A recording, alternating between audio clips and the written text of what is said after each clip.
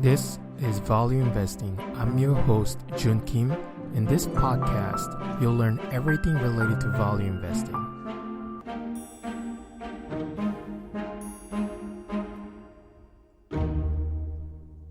Hello, fellow investors. Welcome to another episode of Value Investing. In today's episode, I want to talk about Jeff Bezos, CEO of Amazon. And this is quite an interesting topic in many aspects because as a value investors, I've seen how Amazon stock have gone up in value for many years.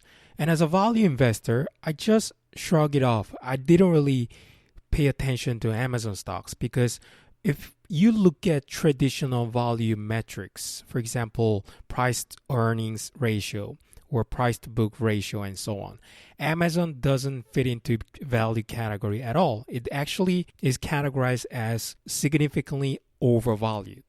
So a lot of people probably tried to short Amazon in early days, but I don't think anyone is doing that anymore. Maybe probably some people do that. But what I'm trying to say here is that Amazon has been exception all along for a lot of value investors. And who's behind all these things? Jeff Bezos. So that's what I want to talk about. And now Warren Buffett, I think it's not Warren Buffett, but one of his lieutenants is adding Amazon to Berkshire Hathaway portfolio. And Warren Buffett in the last shareholders meeting, he said that Amazon can be categorized as a value stock. So this one actually is just against all the rules that I have known before.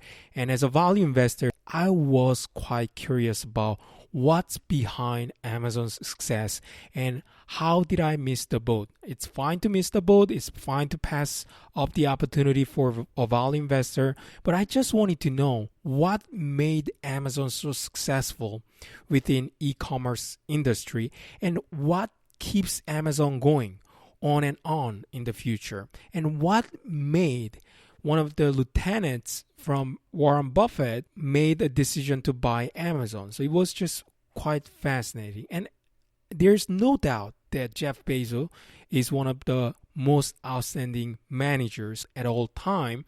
So I wanted to understand who this guy is because he actually built everything from the ground up. And it's just quite fascinating because if you look at the e-commerce industry, if you look at commerce industry in general, there are a lot of big players already in place, but Jeff Bezos was able to build his empire from the scratch, and it's just quite fascinating. So a lot of people probably were fascinated by the character of Jeff Bezos and try to understand him. So that's essentially what I want to do in this episode. I think it's going to be quite fascinating. So on today's show, I'm going to go over shareholders letter in 2016 by Jeff Bezos, where he's talking about his management philosophy. So it's going to be very interesting. So stick around. So before I get into the details, let me just give you a quick disclaimer, as always, that this podcast is for entertainment purposes only, and it is your responsibility to consult with your investment professionals for any investment decisions.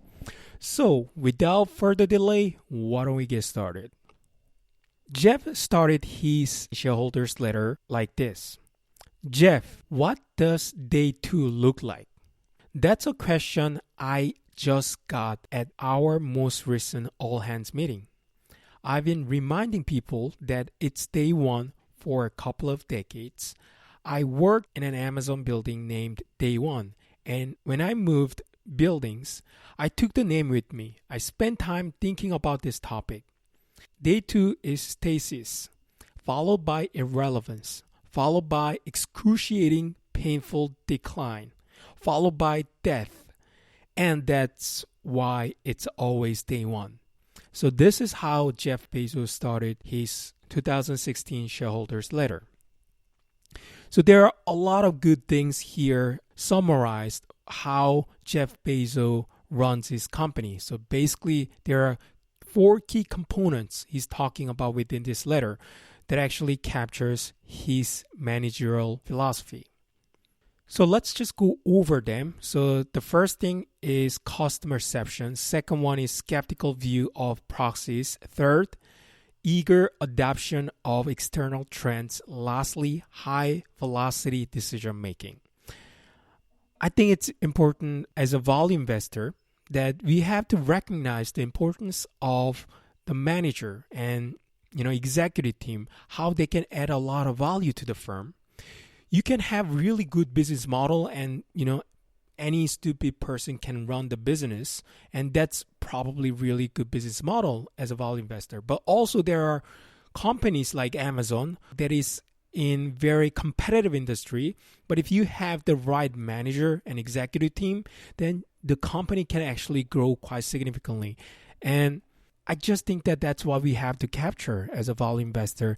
And we can potentially think about whom we want to work with as a partner, because essentially we are the partner to the business. We are kind of finance partner, right? We are providing money, and these executive teams are the general partners actually running the business. So we want to partner with the right people, and Jeff Bezos is a good example of who can be outstanding partner, right? Even though I feel like I missed the boat, it's fine. But in the future, if I see same type of person, same type of personality, then I can get the cues from how they say to the public, how they behave, how they actually execute their plans, how they make decisions, and all these good qualities could be learned from how Jeff Bezos operates. So why don't we go to these 4 elements and see what Jeff Bezos has to say. First one is true customer obsession. He said in the letter, there are many ways to center a business. You can be competitor focused, you can be product focused, you can be technology focused, you can be business model focused, and there are a lot more. But in my view, obsessive customer focus is by far the most protective of day one vitality. So why is that? So I'm thinking myself, why Jeff Bezos is choosing this model? I think the answer is very clear, because if you look at Amazon is like dominant player, probably accounts for 50% of market share within US when it comes to e-commerce industry, right? So if he's just talking about competitors, and if he put his energy on how he can have a huge gap between his company and the next company, then probably he's not going to have a lot of incentive to move forward. But if he's focusing on customers, because he's saying that customers are always beautifully, wonderfully dissatisfied, even when they report being happy and business is great. So if you just focus on competitors, then you're probably going to be complacent with where you are. But if you're focusing on customers, because since they are always unhappy, there's always more to improve. And that's why Amazon is just becoming more dominant player in the market. And it's just how he operates. And there's one good anecdote that I heard from somewhere, that whenever Jeff Bezos has a meeting, he always leaves one seat empty. The reason why that seat is empty is because he actually dedicates that seat to a customer. So he wants everyone to visualize that a customer is sitting in their room with them whenever they have a meeting. So that's a really good visualization tool probably he came up with. Maybe people think that, oh, that's nonsense and so on. But I think it keeps reminding them that their focus should be on customers. So that was a good anecdote that I heard from somewhere. So I thought that it might, be useful to share that anecdote. The next one that he mentioned in the letter is resist proxies. So what does he mean by that? So he said that proxies come in many shapes and sizes, and it's dangerous, subtle, and vary day two. A common example is process as proxy. So when it comes to measuring your success, you have to look at the outcome, how happy customers are, and so on. But once you actually use other proxies for your success measurement, then you're probably not going to actually achieve the goal that you want to achieve. So for example, Jeff mentioned in the letter that you can stop looking at outcomes and just make sure that you're doing the process right. So if you use the process as a proxy, then you just focus on process. Oh, I have to do this A and B and C. This is how always it's been done. And if you just focus on process, you can maybe get the things done in a flawless way, but let's say something has changed, right? Then you're not going to be able to adapt the changes into the process as long as you focus on the process. So you have to always focus on customers, and you have to always focus on what matters to the company instead of focusing on completing things the way it has been done in the past. So this is quite common sense, right? It actually makes common business sense, but a lot of people might get hung up on all these things that do not matter anymore. So that's what he's trying to emphasize here. And he said that it's not that rare to hear a junior leader defend a bad outcome with something like, well, we follow the process. A more experienced leader will use it as an opportunity to investigate and improve the process. The process is not the thing. It's always worth asking, do we own the process, or does the process own us? In a day two company, you might find it's the second. So that was the second thing that Jeff Bezos mentioned here in this letter. So by the way, I'm going to put the link of this letter in the show notes. So I definitely highly recommend that you go there and read the whole letter, because I think that it's so insightful and it doesn't take you a lot of time, maybe 5 minutes of your time, and you get to learn a lot from how good manager operates outstanding firm.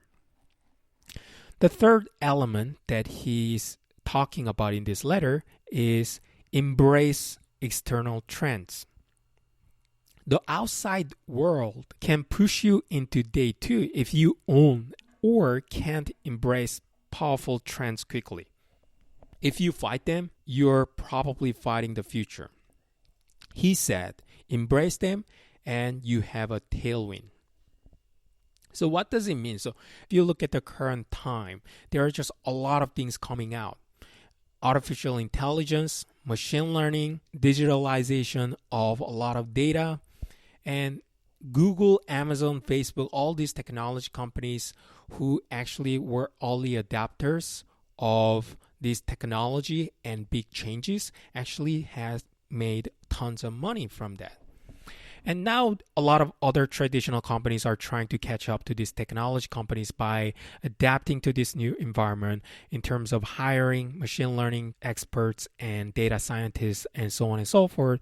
And this is the trends that you cannot resist. And if you cannot resist, then you definitely have to adapt these trends and changes as quickly as possible so that you don't fall behind. That's what here Jeff Bezos is mentioning in the letter. Speaking of machine learning, believe it or not, I consider myself expert in this area because I'm a director on decision science team right now currently at American Express. And this is quite interesting trend. I'm probably going to have a chance to talk about how machine learning can be used for finance purposes, but that's the topic that I'm going to talk about later. But this is definitely a powerful trend that people are talking about, and as a data scientist, I know how powerful they are, and I know how you can use data to make the process or make the business more efficient, and you can actually have a lot more productivity if you have the right data and if you have the right tools in this space. But let me just set aside that topic for a later podcast, but let me just go back to this shareholder letter again. So what Jeff Bezos mentioning here is phenomenal, right? And he just provided some examples related to Amazon. For example, autonomous prime air delivery drones, the Amazon Go convenience store. By the way, have you gone to the Amazon Go convenience store? It actually came up right in my building, so I actually was able to experience Amazon Go convenience store. It was just fantastic because you just need to install Amazon Go app, and there's no cashiers in that store. You just tap your smartphone on the way in, right? And then you just grab the food and grab whatever you want to buy and just walk out. And after walking out, you'll see the items on your screen and you receive the receipt of what you have purchased right after you come out of this Amazon convenience store. So if you haven't got a chance to hear about this, you can just Google or go to YouTube and see how powerful this is. Because in the future, it's sad that a lot of these cashiers will actually lose their jobs, but I think that's kind of the trend. And Amazon is trying to build a lot of these convenience stores by installing many cameras in the ceiling, and they can actually track all the customers coming into this convenience store, and they can just walk out without waiting in line to pay for the products that they purchase. Anyway, so that was a good use case for artificial intelligence and machine learning. And the other one is Alexa's. And I have this device at home and it's just working fine. I just think that it could be better because whenever I say to Alexa's, sometimes that device doesn't recognize what I'm trying to say. So there's definitely a lot of room for improvement in the future, but still this is like very innovative product in the market, and Amazon was able to come out with this product, and I was quite surprised. But I think probably over the next 5 years, there's going to be more improvement related to voice recognition in the space of machine learning. So I think that there's a lot more opportunities for technology companies and a lot more opportunities for the companies adapting to these technologies. And another one that I also want to mention is Kindle. Kindle is probably not related to artificial intelligence and machine learning, but still that's innovative product in my view, because I thought that that's just fascinating. Because if I look at iPad, then it actually gives me some eye strain. But if I look at Kindle, then I don't have to worry about, having this eye strain all the time. So that was actually quite innovative product in my view. But anyway, so what Jeff Bezos is mentioning here is that embrace external trends, whether it is artificial intelligence, machine learning, or Internet of Things. And there are just a lot of technology revolutions coming up. So if you're a manager and if you don't want to, catch up to this kind of trend, then you're going to fall behind. This is very, very competitive work, but it's also very fascinating. So if you are really excited about all these changes, then you're in the right place. But if you think that, this is just the fad, I don't want to actually adapt to these changes, then after probably 5 years, you're going to fall behind compared to competitors. Anyway, so that was actually good advice, and it also makes common sense, but I don't know why people don't follow this type of advice whenever they run their business. The last one that Jeff Bezos is mentioning here is high velocity decision making. He said, they too companies make high quality decisions, but they make high quality decisions slowly. To keep the energy and dynamic of day one, you have to somehow make high quality, high velocity decisions. So if you look at a lot of startups, the competitive advantages these startups have is the fact that they can make decisions quite quickly. Maybe they make decisions, in a wrong manner, but what Jeff Bezos is mentioning here is that maybe it's okay to make, a little bit less quality decision, but as long as you course correct in the future, then it's way better than making high quality decisions slowly. So he gave out here 4 things related to this high velocity decision making. The first one, he said, never use a one-size-fits-all decision-making process. The second one is most decisions should probably be made with somewhat around 70% of information you wish you had. If you wait for 90%, in most cases, you're probably being slow. If you're good at course correcting, being wrong may be less costly than you think, whereas being slow is going to be expensive for sure. And there's another concept called here disagreement and commit. I know I'm right now in a corporate environment, so I attend a lot of meetings, and there are a lot of cases where people disagree. But what matters here, what Jeff Bezos is saying here, is that even if you disagree, let's say you make a decision and at the end of the meeting, you agree to do something. Even if you disagree at the beginning, if you actually come together and agree on something at the end of the meeting, even if you disagree, you have to commit to completing that task and following through. If you come out of the meeting saying that, oh man, I didn't like this idea, we should have probably done it a different way, then you're probably not going to add any value, because if you disagree, then just say that during the meeting. And once the meeting is done, and if you agree to do something, then just commit to doing that, even if you disagree at the beginning. The next one is recognize true misalignment issues early and escalate them immediately. So there's going to be some misalignments always in the business once the organization becomes big. And what Jeff Bezos is trying to emphasize here is it has to be escalated and it has to be resolved at senior level as soon as possible. But otherwise, there's going to be a lot of frustration between different teams having different views. So it's important for these teams to be aligned. So these are the good examples that Jeff mentioned in the letter.